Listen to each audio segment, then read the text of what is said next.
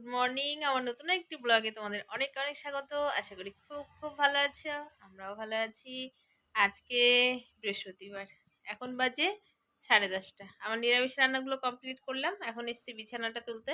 বিছানাটা তোলা হয়ে গেল, দাদার সাথে ফোনে কথা বলছিলাম আর বিছানাটা তুলে নিলাম। তো চলো, আর মেয়ের খাবারটাও নিতে এসেছি। খাবারটা নিয়ে একবারে ওকে খাইয়ে দিয়ে তারপরে মাংস নাকি আনবে, সেটা রান্না হবে। আর আজকে বৃহস্পতিবার, আজকে হচ্ছে আমার মামার ছেলের বিয়ে। তো যেতে পারছি না, ছেলের এক্সাম আছে, বউ ভাতে তো অবশ্যই যাব। আর কি করার, ভেবেছিলাম যেটা আশা করা যায় না সেটা হয় না। ভেবেছিলাম যে অনেক 2-3 দিন আগে যাব, সে আর কোথায় হচ্ছে। তো চলো বিছানাটা গুছিয়ে নিই, ঘরটাও একটু গুছিয়ে নিই। তো বিছানাটা তুলে নিলাম,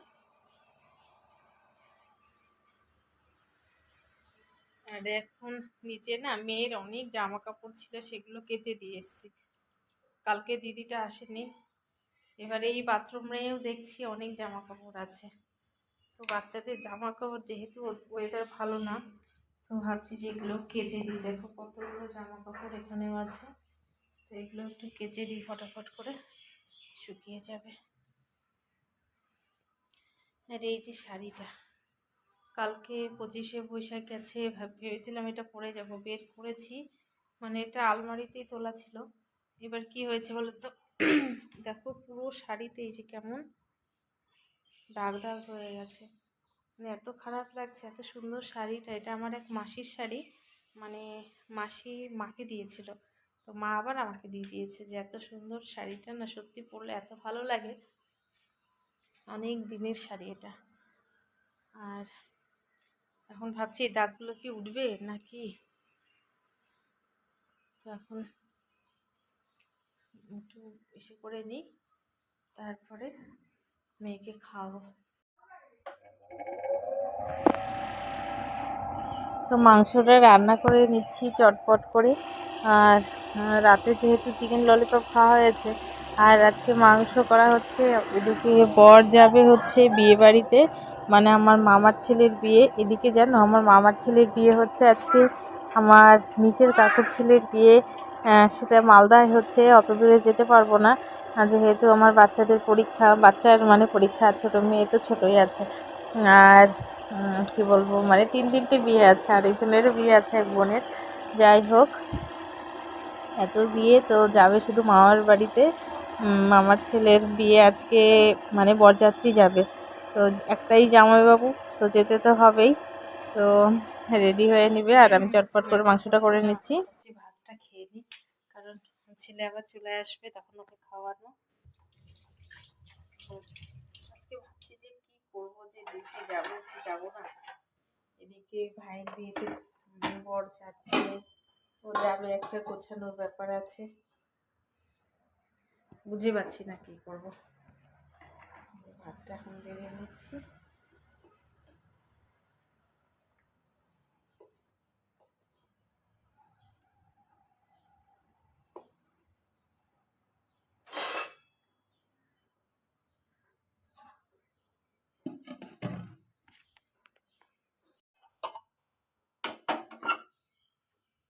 তো আমি স্নানটা করে নিয়েছি, ভাবছি যে স্নান করে, আর মেয়ে তো ঘুমোচ্ছে ঠাম্মির সাথে, আর ছেলে চলে আসবে, তার আগে আমি একটু খেয়ে নিই। আমি খেয়ে নিলে পরে তারপর ছেলেকে খাওয়াতে পারবো। আর এদিকে বর যাবে, আমি একটু কেনাকাটাও করব, তো বাজারেও যেতে হবে, তারপরে ডিউটি যেতে হবে, মানে প্রচণ্ড তাড়ার মধ্যে আছি আর কি। তো মাংসটা নিয়ে নিলাম, আর প্রচণ্ড একটু তেলটা বেশি হয়ে গেছে, কারণ আগের দিনে চিকেন। তো বরমশাই এখন যাচ্ছে, আর ছেলের স্কুলের ব্যাগটা আমি দিয়ে দিচ্ছি, মানে যেটা পরে আর কি যাবে বরযাত্রী, সেই ড্রেসটা পরে তো আর বাড়ি থেকেই যেতে পারবে না। তো আমার মনে হচ্ছে ও মানে একটা মাল নিয়ে, তারপরে মালটা পাঠিয়ে দিয়ে তারপরে যাবে আর কি। ও এভাবে মানে কোথাও একটা যাওয়ার উদ্দেশ্যে শুধু মানে ঘুরতে যাওয়ার উদ্দেশ্যেও যায় না, যে কোনো একটা কাজও করে নেয় আর কি, মানে কাজের ছেলে বলতে পারো। তো দেখো জুতোটা পরে নিচ্ছে, জুতোটা ঘরে রাখতে রাখতে অবস্থা শেষ, এটা পরাই হয় না। তো আমি বললাম এই জুতোটাই পরে যাও, কারণ এটার সাথে পাঞ্জাবি পাজামা পরবে, ভালো লাগবে। আর আবার বলছিল না এটা নিয়ে যাবে, আবার এমনি এক্সট্রা মানে যেটা পরে যায় সেই জুতোটা পরবে। তাই আমি বললাম যে আবার ব্যাগের মধ্যে ভরাভরি টানাটানি, তার থেকে এটাই পরে যাও, বেশ ভালোই লাগছে দেখতে। আর মেয়ে ওর বাবাকে একদম অনুসরণ করছে, কি করা যায় না করা যায়।